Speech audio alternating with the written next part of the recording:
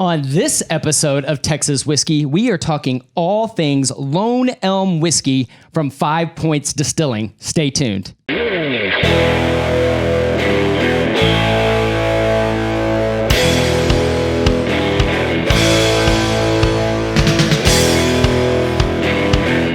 everybody, welcome to Texas Whiskey. My name is Jimmy Hayes Nelson, but people just call me Coach Jimmy. I'm here as always with Dr. Nico Martini, hey, buddy. Mr. All Things Texas Whiskey. And we have our first guest. We do. Hey, Brandon Choate from Lone Elm from 5 Points Distilling. Welcome to the show. Nice to be here. Thank you for having me. You are welcome. Thanks for being here. So, Nico, what are we drinking? I mean, this is the first thing we do. So we are drinking a Lone Elm single barrel. And I'm not going to tell you about this whiskey. I'm going to let Brandon tell you about this whiskey. That's awesome. Well, as you pour real quick, Brandon, thanks for stopping in.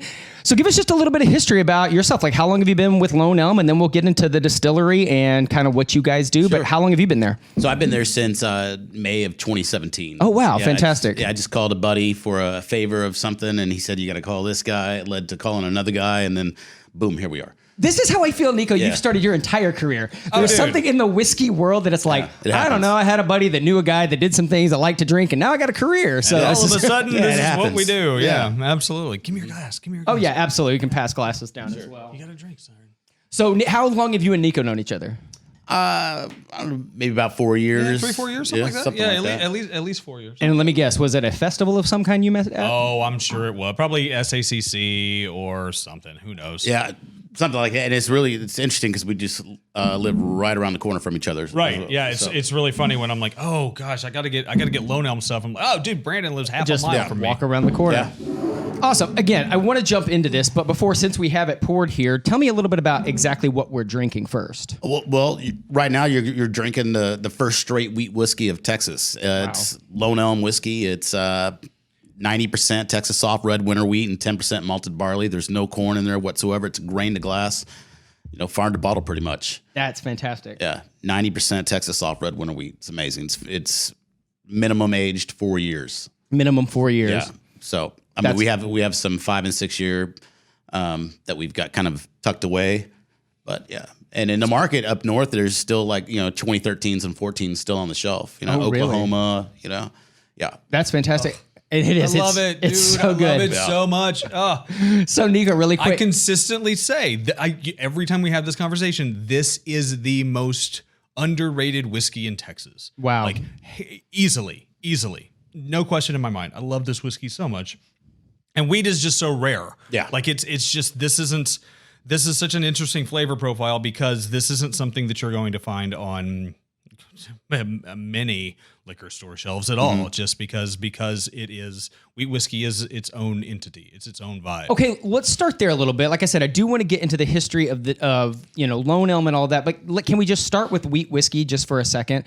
So the way we've kind of set up this whole show is, you guys are here because you're the experts. You're the ones that know all about the science and the nerd out. I kind of represent a lot of us here that just like to drink the stuff, but we want to learn more. So tell me a little bit more about why is wheat whiskey so rare? Like, why is it, you've talked about it in the book. I've read a little bit in the Texas Whiskey book. Why do you feel like it isn't as prevalent as other types of whiskey? I mean, they weren't growing wheat in Kentucky. Gotcha. Or at the rate that they were growing corn when we made the bourbon. So when bourbon launched, they were using what they had the most of. The reason that bourbon exists is because there were farmers who had a whole bunch of corn, and at some point it went bad, and they were like, well, what are we going to do with the corn before the corn goes bad? Let's distill it and turn it into bourbon, which will last forever. And literally, the U.S. was built on bourbon. Sure. And everything that entails. And there wasn't a ton of wheat going on there too. There was a little bit. I mean, it's always kind of been around, but the 100% wheat whiskey is just, there's not many.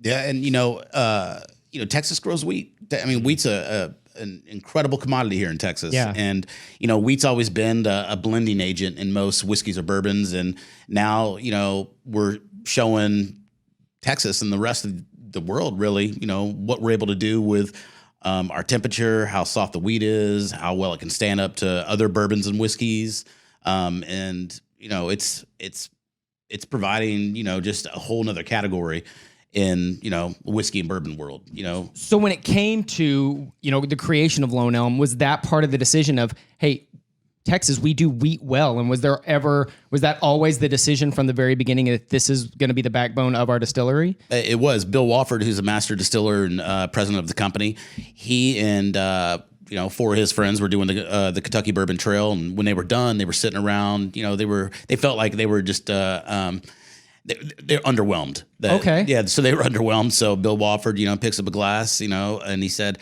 I can make something and it tastes better than this. And, a college roommate slapped a check down and said, let's see. And so, but his palate was always wheat. He was always a Pappy guy. And, Gotcha. He thinks, and he still has, he thought and he still thinks that, wheat is dominant in Texas. And if you blend our whiskey with other corn-based products, you can tell. You can definitely taste the dominance. But I think wheat is coming into its own class, and it's just going to take over. That's fantastic. Yeah, and that makes sense. One of the things that I've learned so much since we've started this show is that we're not trying to be Kentucky, right? Like there's something about Texas. And so this is, actually, growing up in West Texas myself and realizing, there's wheat everywhere. So that's really cool to see, somebody kind of put the flag in the ground that goes, cool, this is what we're going to be known for. Mm-hmm. So Nico, as you were writing the book and I read the excerpt that you're talking about Lone Elm, mm-hmm. What was it as you were doing your research? I'm assuming you guys probably discussed during the book. So what were those conversations like? And what did you want to make sure that you got across in that part of the book?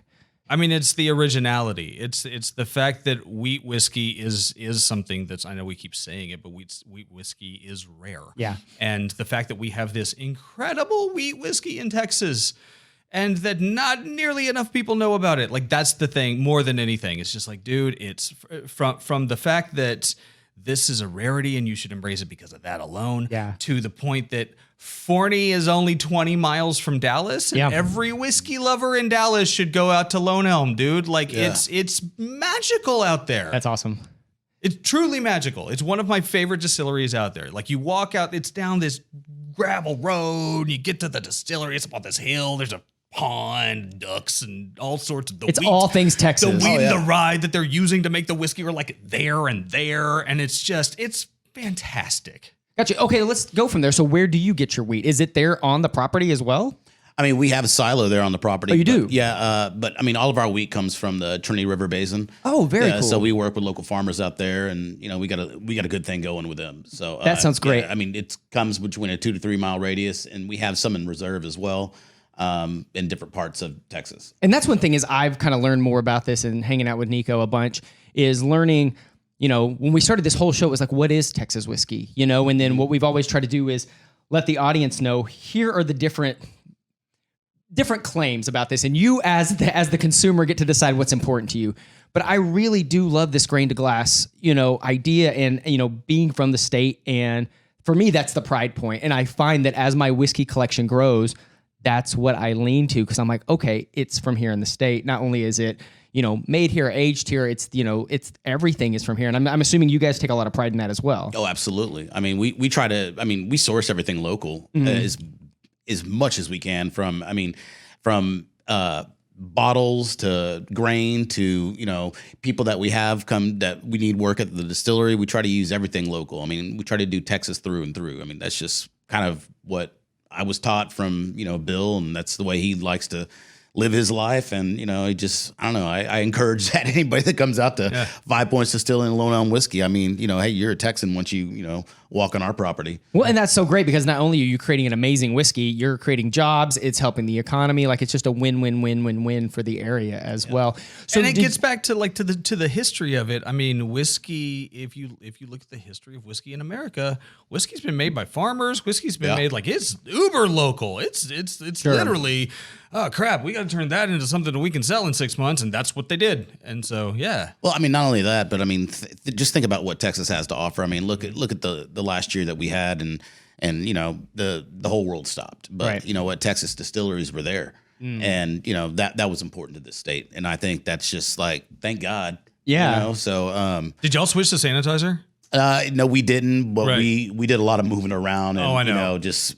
We worked with Tawakera, we worked with the Gulf Coast to kind of transport some stuff down through a third party. So You know, it was a massively just impressive operation to see the way that all of you guys, and man, I swear. So I'm writing this article for American Whiskey Magazine that's going to be about the sense of collaboration amongst distilleries in Texas. And man, I swear that was like the pandemic and all of the sanitizer stuff. That was kind of the moment where I saw all of y'all just kind of on top of each other working together. And I'm just like, this is going to stick around. Like they're all cool with each other. Well, yeah, they get the idea of, a high tide raises all ships. Well, that's the Texas Whiskey Association in a whole right there. I mean, that's, the Texas Whiskey Trail, the Texas Whiskey Association. We were on Zoom calls like daily, with our state representatives. I mean, we were in, we're go time, but what's where I'm going with that is it's great that the state has, distilleries in their own backyard to offer help. And soon, I hope that they, release, or some of their things they want to go down on. That sounded terrible. It did. It's an adult show. We can say that. Everybody's drinking. Whatever. It's okay. What Brandon's referring to regulations is what I mean. Yes. The regulations and the 2-bottle limit. Yeah, exactly. And this could be very profitable for Texas. I mean, all these distilleries. I mean, just. Let's take a look and slow down here and you're aware of this two bottle limit. I am aware of this 2-bottle limit, the things that I'm learning. But one of the things, we did a show talking about when we were down at the Texas Whiskey Festival and you were there, and it was really this idea of the conclab, everybody was like rooting on each other. Absolutely. There's probably this healthy competition, but I, as an outsider being there for the first time, usually you can feel tension between people, and it really was this family of like, I'm celebrating you. What are you doing? This is great. And so can you talk just a little bit about that and why that may be different than other areas, and what are you most excited about as far as Texas as a whole going forward with whiskey? Well, to piggyback on what you just said, Sure. I mean, I think that that bond comes from like, hey, we're Texans. We know what we have. We know what we're able to do as far as aging and things like that, and the grains that we use, grain to glass. And I think that with that, we know that we can, compete against like these bigger guys out of, Kentucky and Tennessee, and show them what Texas has to offer with their climate and stuff like that. So we're great with that. Yeah. And, we want to do things that, like look at two just won double gold. Still Austin just won double gold in San Francisco, and Balcones Lineage did as well, right? Yeah. So that's just and what Iron Root won, best bourbon in the world. When you think about these, Craft Distiller of the Year this year. These are distilleries that are competing. We're all competing, but you know what? We're cheering each other on. Sure. We're wanting to make sure that we're all distributed throughout the state and then some. But I think that just that common bond right there, that we all know that we have something that no one else has.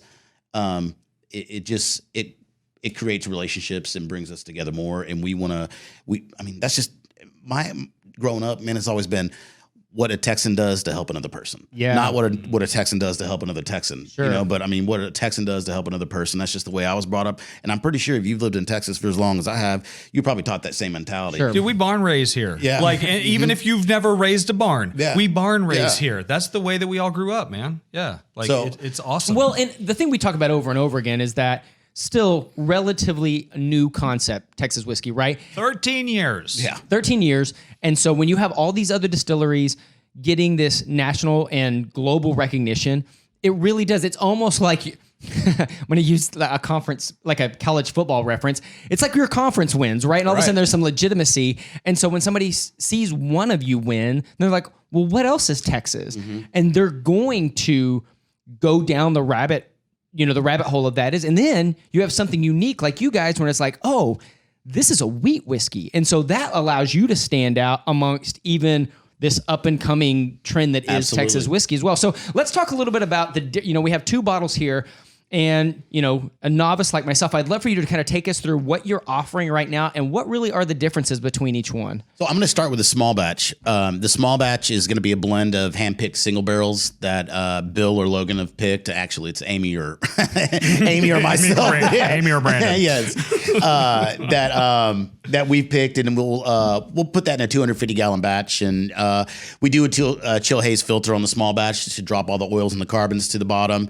And then, we'll bottle that. But we do break it down to a 90 proof. on the small batch. Okay. But you know what? It's still a 4 year to 5 year blend of single barrels. Wow. And so the single barrel is just going to be, I mean, every bottle has to come from that particular barrel. And these are all coming from, 15-gallon barrels that we hotboxed for 2 years, which, we had shipping containers on property and we stuck, as many barrels as we could to fit those, locked the doors, did that for 2 years. And then we did another 2-year process on our rick house. So, I mean, this is deep, dark wheat whiskey. I mean, there's no colorings, flavorings, additives. It's just, which is awesome because the color is amazing. I'm saying I just when you set those bottles down initially, I was like, what a killer deep color, This is crazy. Like, it is so stinking dark. It's awesome. In 2015, we won Ultimate Spirits Challenge, 95-point rating.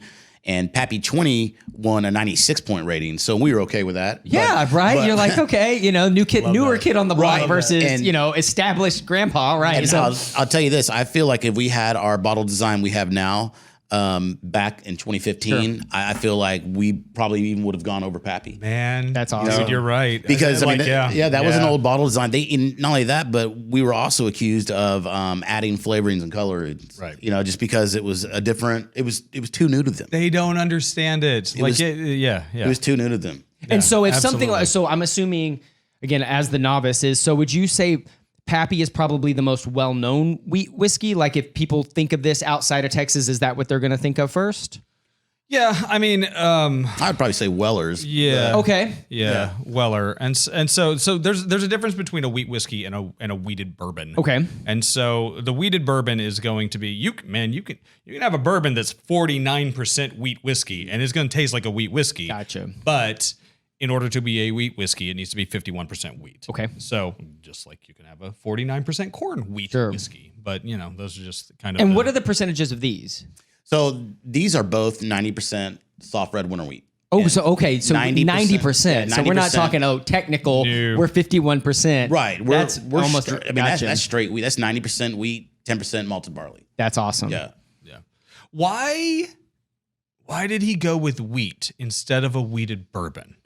I mean, he Just likes out of curiosity. He likes wheated bourbon, but I mean, he lives in Texas and he thought, Texas grows wheat. That was his whole thing behind it. Texas grows wheat. That's what I want to use. I know that's awesome. He said that he knew that he could create a wheat whiskey that could stand up to all big bourbons and other whiskeys with just wheat. Dude, he does. Yeah, and he's really stubborn. Yeah, really. Do you stubborn. feel He's really that's a stubborn. great question though? But do you feel from like a marketing standpoint that people that aren't as familiar with a wheat whiskey that are bourbon drinkers, is there, how do I ask this? Is there a way to convert some of these people to like, if you like this, then you're going to like us, even if you're not looking for the word bourbon? Does that make sense? I'm currly doing that. Exactly. That's why I'm on this show is to talk gig. about this. Yeah. Right. I'm currently doing that all over the state of Texas Nice. and then some, because taking someone out of their bubble that drinks what they drink or does whatever they do and some sort of rhythm or just like habits are hard to break and people get their brand and this is what I know, and half the time it's just what they were like exposed to first. For a lot of people, it is, or they had an experience, or they went to the distillery, or something along those lines. And when you are an American whiskey drinker, you started with Kentucky bourbon. Yep. Absolutely, Period. 100%. Yeah. No, it might be different in 10 years, but as of right now, you started on every Kentucky one of these bourbon. distilleries in Texas. I guarantee all of them they started by drinking something that they loved, Absolutely. and then they're like, oh, I want to create my own version of that. Sure. So that's where it all comes into play, and I think that happens all across the United States. Yeah, I mean, one of my I have two good friends. Doug Ward and Chris Furtado. Doug Ward works with Whistle Pig. Chris Furtado works with High West. Yep.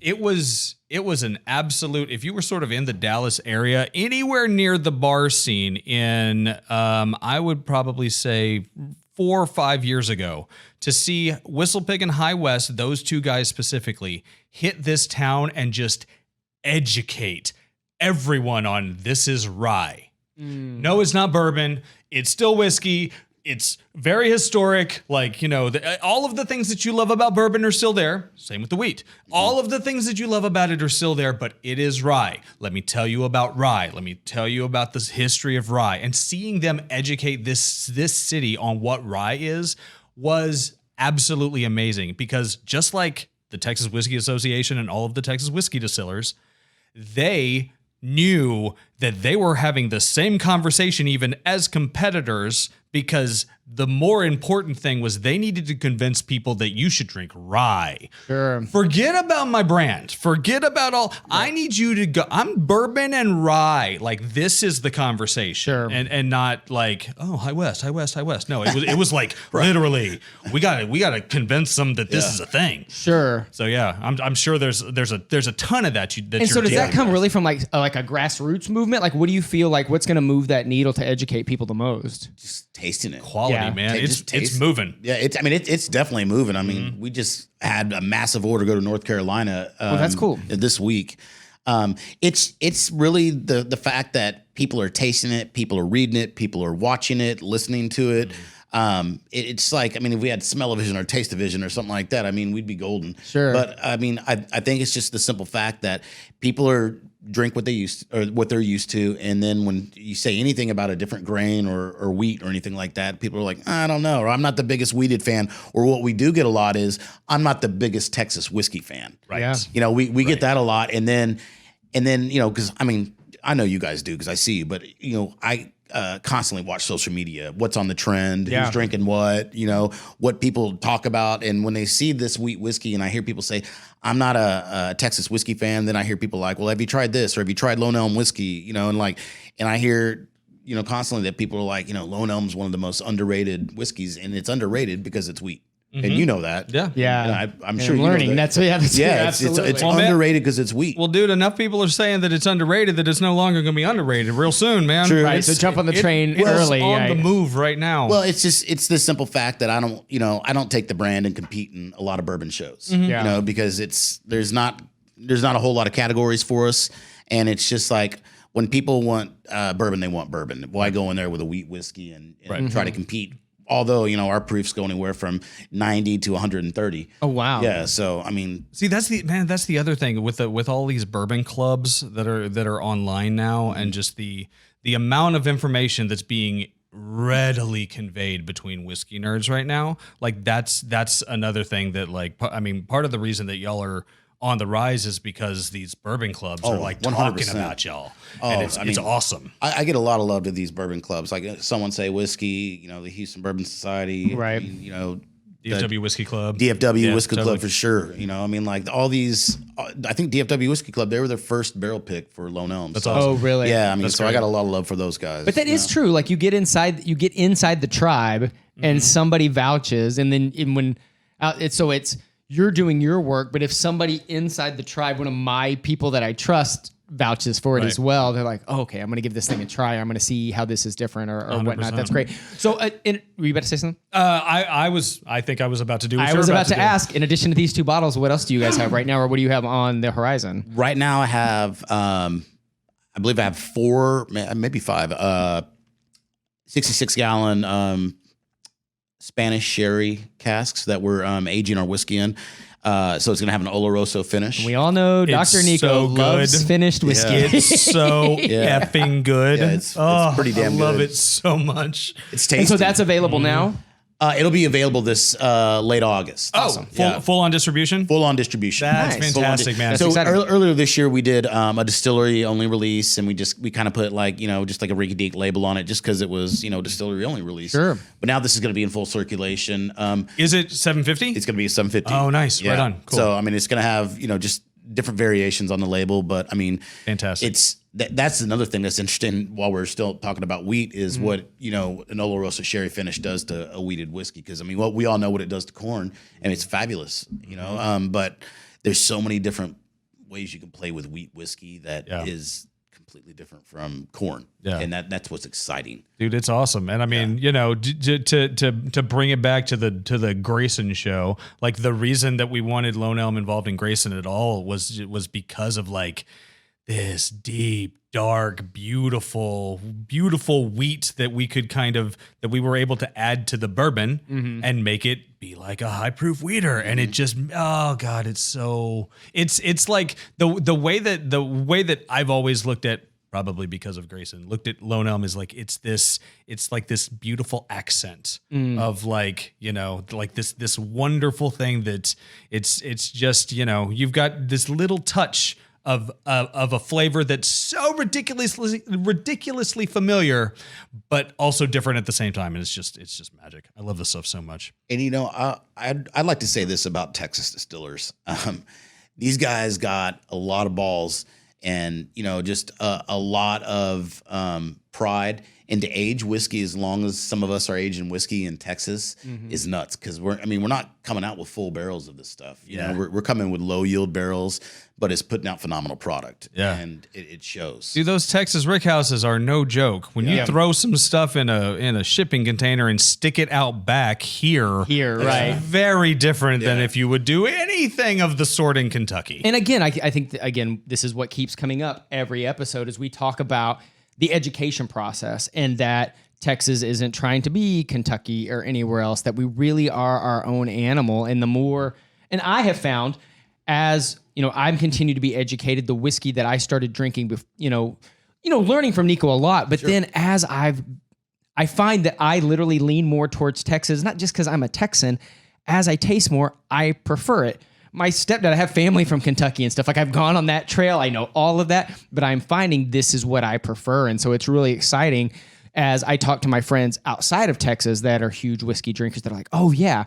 Because used to be, it was the same conversation of like, oh, I don't know about Texas. I haven't had a lot of experience with it, to where now they're finding it locally where they are, and they're calling and asking me, hey, do you know this one? Do you know this one? You know, and so it's exciting to watch the expansion as well. Well, I mean, here's the thing. What I really hope is that this takes off for other Texans. And when I say other Texans, like, I hope this takes off for the farmers that are putting out these incredible grains, for these malt houses that are doing fabulous things like Tex Malt, like Maverick Malt House in Amarillo. I mean, I hope these people are recognized as well, because their craft and everything they're doing with the Texas Department of Agriculture is spectacular. We wouldn't have these award-winning whiskeys without them.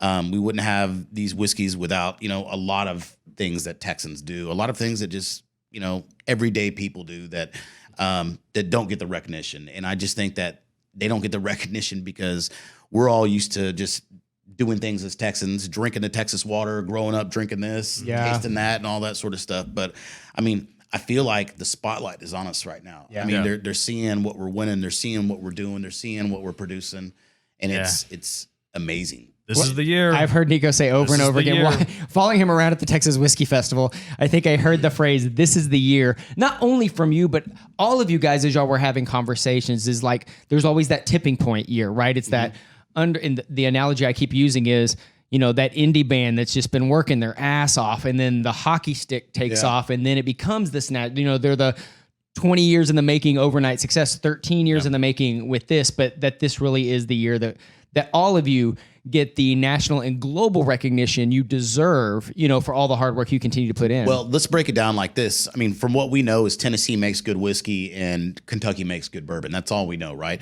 So now let's look at the Texas Whiskey Association and the Texas Whiskey Trail. I mean, we're a big state, and we're broken down into regions. And, you know, Lone Elm is sitting in the North Texas region. North Texas has already produced the best bourbon in the world with Iron Root. So I'm really intrigued to see what we're going to do, you know, with the rest of the regions in Texas. And, you know, what kind of recognition they get, you know, like. Well, and I hadn't even really thought about that. So if you go back and compare it to wine, if I think of something like Italy or France and how varied their wines are within that same country, and we're the size of a country or bigger than most countries, that you are really going to have a big variation between what part of the state is the operation coming out of as well, because West Texas is going to be different than here, and it's going to be different than the Hill Country, et cetera. The most straightforward example of this, I was talking to, I was down at Whitmeyer's talking to them for the book, and they were telling me about how there was one year that their barrels that they were aging, they were proofing down their whiskey because it was so humid that they were losing alcohol. The alcohol was evaporating faster than the water was evaporating because of how humid it was. And they were literally had single barrels that were going from 27 proof down to 24 proof over the course of a year. And that's not the way it works at all. That's insane. Yeah. What? That's not supposed to be something we deal with. But like the differences between these regions are, dude, Scotland's broken down into what, 6? I think there's 6 regions in Scotland. Wow. There are 9 Scotlands in Texas. Right. I mean, for crying out loud, like it's that's why, you know, when I talk about Texas whiskey as a category, it's so disingenuous because all of these guys are dealing with these different things entirely. Yeah. And he's making wheat whiskey. Garrison Brothers is only bourbon. Balcones is hard, like single malt, but then all this other stuff, and they make some rye. Right. Like, you know, Andalusia's rye. Yeah. Andalusia's like hard single malt. Yeah. You know, there's a homeboy down at MKT's working with rice. Yeah. Like there's a bunch of different stuff here. Popcorn guy. Popcorn whiskey coming. Yeah, we talked about that, whiskey that's coming. We'll see what that is. Well, and so the other thing you've always said, Nico, is that one of the things we have going for us is that we don't have this long history. So we're creating this now. And what's so cool is it can be so varied. It isn't this, here's one thing we do. We're like, look, we kick ass in a lot of areas. Which region are you talking about? And I'll tell you where we dominate, right? Terroir matters. Absolutely. We'll get Rob from TX Whiskey in here. We'll have a nice, long, super nerdy conversation about terroir. I mean, think about that. Think about the wine country in California and just like, you know, your different varietals. It's the same thing in Texas. What we are different varietals because we're in different regions. I mean, I can't wait to see when Todd Vaquero and the Jackson boys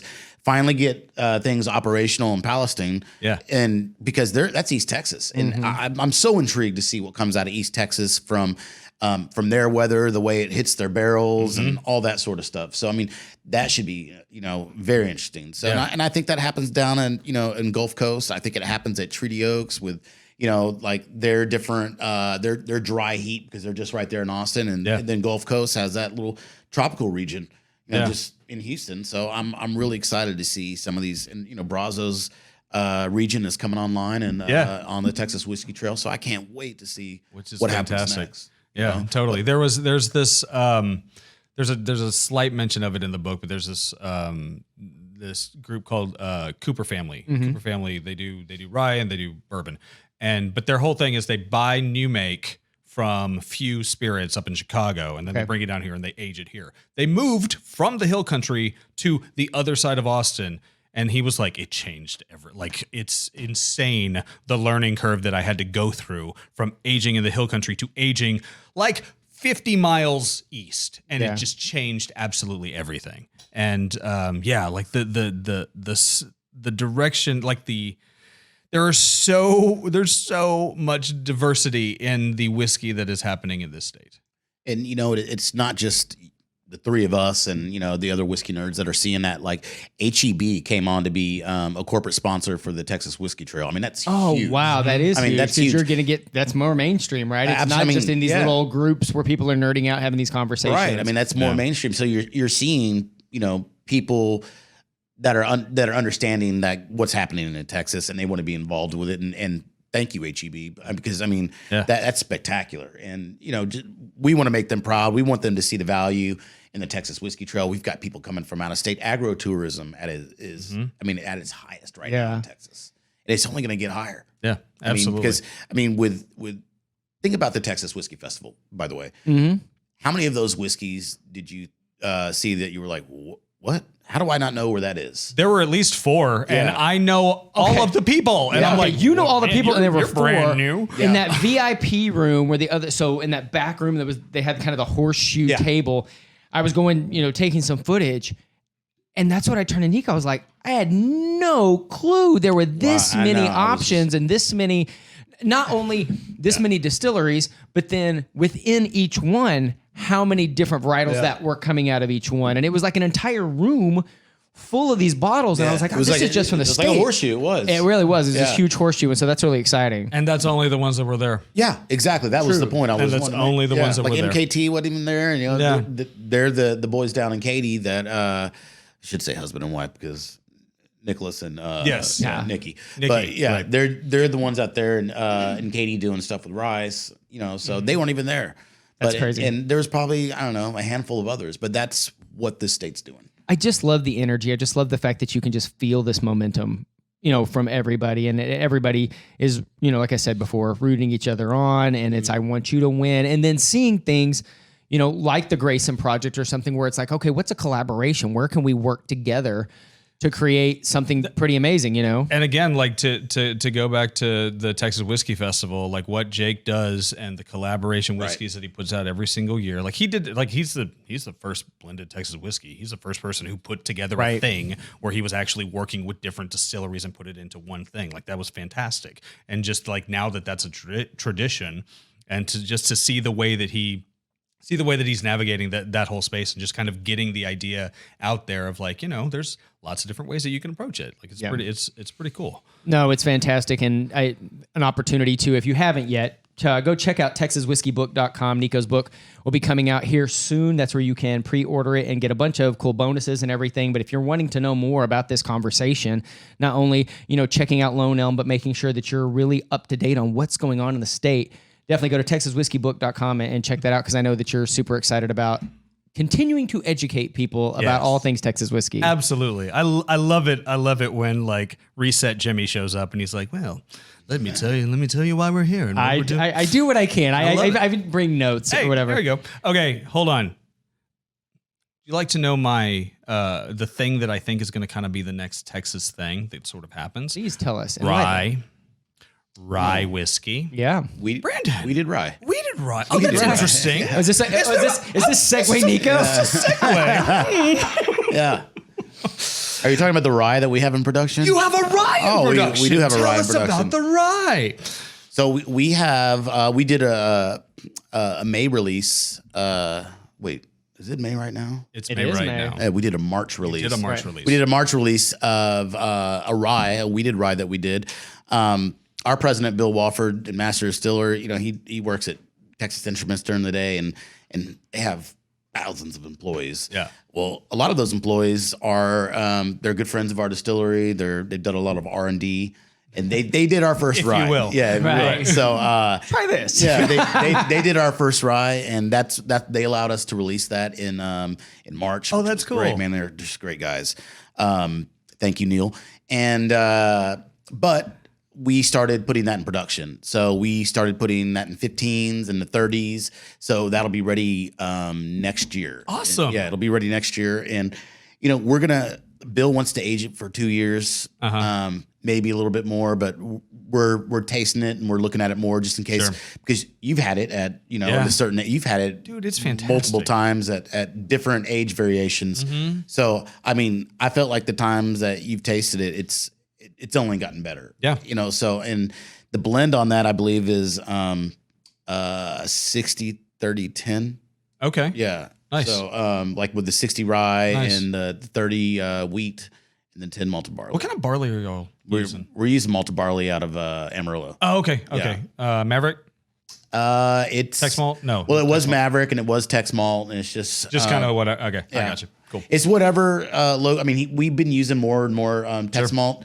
But I really like Blaze, and I like the product that they do over at Maverick in Amarillo. By the way, if you're looking to start a distillery, you should go see Blaze Mays and Maverick Malt House in Amarillo. When that seems to come up over and over again as we've made our rounds, is this how much of that comes from West Texas? And so, I peek up because I spent my entire childhood bouncing between Lubbock and Amarillo. My mom lived in Lubbock, my dad lived in Amarillo, and I popped around all the time there. So it was really cool to be like, oh, okay, I'm familiar with the area and all that farmland up there and stuff, and like to see it now coming to fruition in this form is pretty exciting. I think at some point Blaze is going to haul off and convince somebody to open a distillery on his land and do like estate whiskey. That'd be great. That's literally from, oh no, it's from there. Right.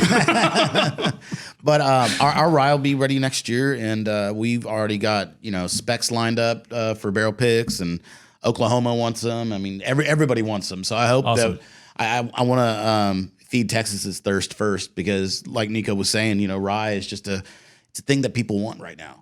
It's just, I guess it has those chocolatey Doug and Chris aftertone Furtado did a spice. very good job of Right. educating this area on what rye is. And now everyone's like, wait, Texas makes rye. Well, shit, I'm more interested in that. So Absolutely.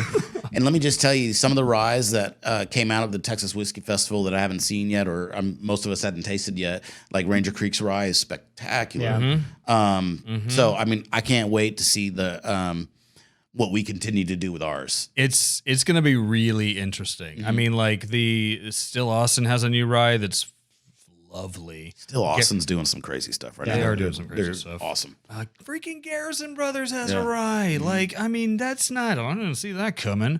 And I think rye is going to be a thing. Texas rye is going to be a thing. Texas rye. I mean, that's the, I'll have a rye. Well, I mean, you're going to have to state Texas otherwise rye. now. Yeah. So That's exciting. Well, it's good to see how it continues to grow. And, in that way, I think, again, you think about a state with so many different areas and stuff. It's like, okay, what do you like? Oh, cool. I'll point you to the region in our state that does this well. They and that's do this pretty cool. the best. Yeah. Yeah, absolutely. 100%. hopefully we can get a helicopter company sponsor on board. That way we can just, I'm dead serious about that as well, because we can start zipping regions. That would be really cool. We can move from region to region on So these. what did you do today? God. I took a helicopter tour through the entire Texas Trail and just hopped around today. All I'm saying is you it can was land great. on our property Right. with a helicopter. The I know you can land on helipad at Garrison's was a too. little complicated. There were some kids running around, but it was fine. Hey, but, I mean, we're looking at big things. I mean, cool. HEB was just I mean, that's just the tip of the iceberg. Sure. It's a big tip too. But I mean, we want to continue with more sponsors for this trail. It's only gonna help our distilleries grow more and more. And like this industry, it's only going to become more recognized. Like there's so many things that are happening here that are. And I know it comes back to just being Texan, man. Like we're real proud of what we do here, and lots of people outside of Texas will say it's to a fault, but man, we're just real proud of what we do, and we do it damn well. Well, and it just seems like, again, one of those things when you think of like just the phrase Texas whiskey, it makes sense, and you're like, oh, that should have been a thing long before 13 years ago, and so now that so many people are leaning into it, it just makes sense. What's really crazy is Texas went through the spirits boom beforehand, but it was the vodka boom. Remember, I mean, there was, Dripping Springs distilleries were like, Betty, right. Tito, obviously, sure. obviously, Tito, right? Yeah. So I mean, we've already been through the spirits boom, and it's just it's continuing to move and move and move. So right now we're in this whiskey boom, but I mean, what happens when we hit the rum boom? I mean, because that's coming too. Oh, it'll happen. I mean, like I've already talked to other distilleries to get Caribbean casks, so we can do a Caribbean cask finish. And Sure. Absolutely. So I mean, there's so many different things. We've already tried it at the festival. There was a few brandies involved there as well. Dude, Texas brandy's coming up. Oh yeah. Dude, you got to think we got grapes. Yeah, Tyfells with Andalusia. I mean, that's an amazing orange brandy. That was fabulous. Yeah, dude, and Gulf Coast Distillers, their brandy is fantastic. It was great. I think it's the best thing they make. It's fantastic. Yeah, Texas brandy. That's what I'm saying. Like, wait till this. I mean, we're obviously salivating during this Texas whiskey boom, and we should. But I mean, think about the other things that we can continue, because I mean, vodka was our first spirit at our distillery. So I mean, and we still have it. I mean, we've moved from vodka to whiskey to gin to rye to sherry finishes. I mean, we have something working with Pegasus Brewery in downtown. Downtown, yeah. They have a rye beer where I think they have like a rye stave in there in that beer, but so we gave them some of our wheat whiskey barrels, and they're gonna do their beer in that and then give us back the barrels, and then we're gonna probably finish some of our whiskey, whether it be straight wheat or some of the rye, in those barrels that had the the beer in it. So we're gonna do some beer finishes. Very cool. Yeah, there's all sorts of things that we want to play with. Logan Miller is our lead distiller over there at 5 Points, and he's a young kid, and I know he's got a lot of things on his mind that he'd like to introduce to the industry. That's awesome. We're just trying to get him out there to be social. Yeah. Well, if you haven't picked up on it, there's a lot of exciting things happening. And Brandon, I really appreciate you stopping by. So Lone Elm in Forney, people need to stop by. Yeah, lone-elm.com. Lone-elm.com. Check it out. But like I said, if you're in the DFW area, it's not that far away. Definitely go check it out, like Nico said. So is it the third Wednesday you do the market? At third Wednesdays we do a market for like a farmer's market. So a lot of merchants from Kaufman County, which is the county we're in, they come out there, they're in the pasture, and you can get like homemade pickles, jams, jellies. It's super fun, man. Yeah. I love going out there. We have some every third Saturday. Third Saturday of the month. Yeah. Cool. Third We'll Saturday. head out to Forney and check that out. Brandon, thank you so much. Can I throw a shout out to the Please Texas? do, yes. Go to the Texas Whiskey Trail or to the TexasWhiskeyTrail.org. Sign up to be a member, whether it's a trailblazer or a free member. You can check in all these distilleries. You get points for like T-shirts. You get new releases. I mean, it is a great gift. Come the holidays when you need that stocking stuffer, $150. You can get your loved one a membership to the Texas Whiskey Trail for an entire year. You get to go to all these distilleries for an entire year free and get the behind the scenes, get to see what the hell Jared Hempstead's doing at Balcones or what we're doing at 5 Points. I mean, it is such a great membership, and it's supporting Texas farmers, Texas distilleries, everybody that's in this industry that you're drinking. Why not? It's a win-win. That's awesome. Nico, thanks for setting this up. Brandon, thank you for being here. Thanks for having me. Thank you for coming. Thanks. As always, he is Dr. Nico Martini. Follow him at Texas Whiskey Book on Instagram. My name is Jimmy Hayes Nelson. You can follow me at The Coach Jim on Instagram. Until next time, cheers, y'all. Cheers, y'all.